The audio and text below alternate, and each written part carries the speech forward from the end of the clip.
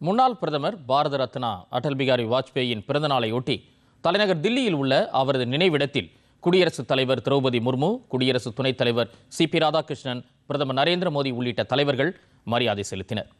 இதேபோன்று முன்னாள் குடியரசு துணைத் தலைவர் வெங்கையா நாயுடு, மக்களவைத் தலைவர் ஓம் பிர்லா, பாஜக தேசிய தலைவரும் மத்திய அமைச்சருமான ஜே.பி. நட்டா, பாஜக செயல் தலைவர் நிதின் நபீன், தில்லி முதலமைச்சர் ரேகா குப்தா, பல்வேறு மத்திய அமைச்சர்கள், நாடாளுமன்ற உறுப்பினர்கள், சட்டமன்ற உறுப்பினர்கள் ஆகியோரும் வாஜ்பாய் நினைவிடத்தில் மலர் தூவி மரியாதை செலுத்தினர்.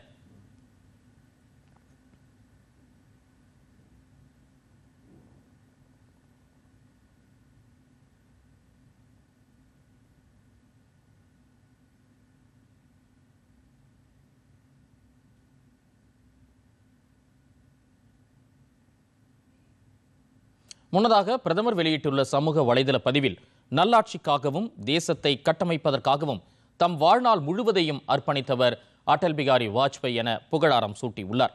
மிகச்சிறந்த கவிஞர் மற்றும் பேச்சாளர் என்ற முறையில் நாட்டு மக்களால் வாஜ்பாய் என்றும் நினைவு கூறப்படுவார் என அவர் குறிப்பிட்டுள்ளார். அவரது கடின உழைப்பு, தலைமைத்துவம் ஆகியவை அனைத்து துறைகளிலும் வளர்ச்சியை முன்னிறுத்தும் தேசத்தின் இலக்கிற்கு தொடர்ந்து கலங்கரை விளக்கமாக திகழ்வதாகவும் புகழாரம் சூட்டியுள்ளார்.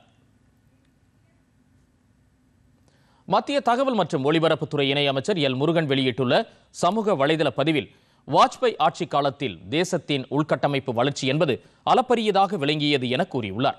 தொழில்நுட்ப வளர்ச்சியை ஊக்குவித்ததுடன் போக்குவரத்து பரிமாற்றங்களை எளிமையாக்குவதற்காக தங்க நாற்கர சாலைகளை அமைத்து காட்டியதையும் நினைவு கூர்ந்துள்ளார். அணுசக்தி நாடுகளுக்கு இணையாக இந்தியாவை உருவாக்கும் வகையில் பொக்ரான் அணு ஆயுத சோதனையை நிகழ்த்தி காட்டியவர் எனவும் புகழாரம் சூட்டியுள்ளார்.